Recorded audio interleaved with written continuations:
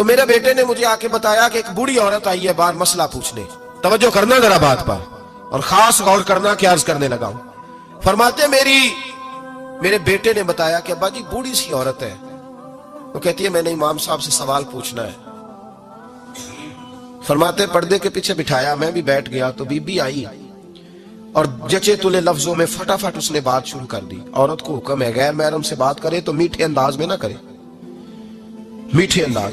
مرد کے لیے بھی حکم ہے بیویوں سے گفتگو کرے تو اس طرح کے جملوں میں نہ کرے جس سے توجہ پیدا ہو, موٹی سی دو حرفی بات کرے. یہ سارے میرے بھائی ان چیزوں کا دھیان رکھا کرے. عورت غیر محرم کے ساتھ میٹھی گفتگو کرنا, دلوں میں کجی پیدا ہو, یہ منع ہے. امام صاحب فرماتے ہیں بوڑھی تھی پر اس نے بات چھیڑی پردے کے پیچھے بیٹھ کے, تو بڑے جچے تلے 2-3 جملوں میں کہنے لگی امام صاحب مسئلہ پوچھنا ہے. پھر میں پوچھو. کہتے میں بڑا تیار تھا اور میں اللہ نے بڑا علم سے انہیں نوازا تھا. کہتے میں پریشان کبھی نہیں ہوا تھا, لیکن یہ بی بی پریشان کر گئی. یہ متقی لوگ تھے. فرماتے ہیں میں نے کہا بی بی پوچھو. کہنے لگی حضور میں نا محنت کی کمائی سے روٹی کھاتی ہوں, چرخہ رکھا ہوا ہے, سوت کاٹ کے اس کی کمائی کھاتی ہوں, سارا دن مزدوری کرتی ہوں, کبھی کبھی کام رہ جاتا ہے تو 14ویں کے چاند کی روشنی میں چھت پہ بیٹھ جاتی ہوں تو چرخہ کاٹتی ہوں.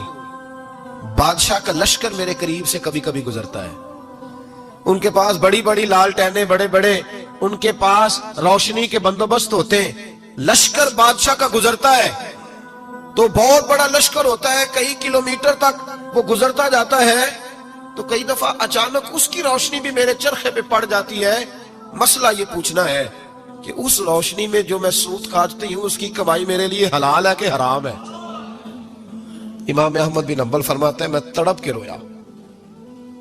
بی بی تو کبھی کسی نے پوچھا ہی نہیں, اتنی باریک.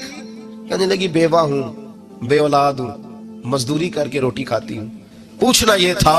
او بھائیو یہ بھی تو یہی وقت گزار کے گئے ہیں نا, یہ بھی وہی قرآن پڑھتے تھے جو ہم پڑھتے, یہ بھی اسی رسول کا کلمہ پڑھتے تھے جن کا ہم پڑھتے, یہ بھی اسی دین کے ماننے والے تھے جس کے یہ لوگ ماننے والے. ہم کدھر نکل گئے؟ پرواہ ہی نہیں, حلال حرام کی تمیز ہی نہیں.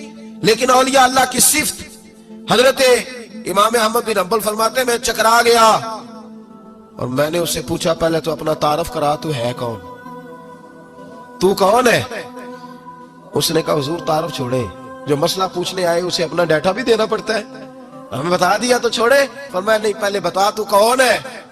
تو وہ کہنے لگی میں حضرت بشر حافی کی ہمشیرہ ہوں. وہ جو بغداد میں بابا ننگے پیر پھرتا ہے تو کوئی جانور گوبر بھی نہیں نہ کرتا گلیوں میں, وہ نیک بابا, میں اس کی بہن ہوں. تو امام احمد بن حنبل کہتے ہیں میں رو پڑا. میں نے کہا آپا او میری بہن, کوئی اور آتا تو میں فتویٰ یہی دیتا کہ تو کو چھین کے روشنی تو نہیں نہ لیتی, خود پڑ جاتی ہے, جائز ہے تیرے لیے. لیکن تو چونکہ بشر حافی کی ہمشیرہ ہے تو تیرے لیے جائز نہیں, تو نہ یہ کر, تیرے لیے تقوی والا فیصلہ ہے میرا, تقوی والا, تو نہ یہ کام کر. امام احمد بن حنبل فرماتے ہیں بی بی چلی گئی پر میں ساری رات روتا رہا. وَقَانُوا يَتَّقُونَ, یہ پرہیزگار لوگ تھے. او بھائی ولی کی کرامت یہ تھوڑی ہے کہ جب سے میں گیا ہوں پھونک مروائی ہے تو میری دکان بڑی چلی. یہ کوئی علامت ہے ولی ہونے کی؟ کس چکر میں پڑ گئے؟ اولیاء اللہ کی علامت یہ ہے کہ وہ تیرے اندر سرور ڈال دے رسول اللہ کی محبت کا.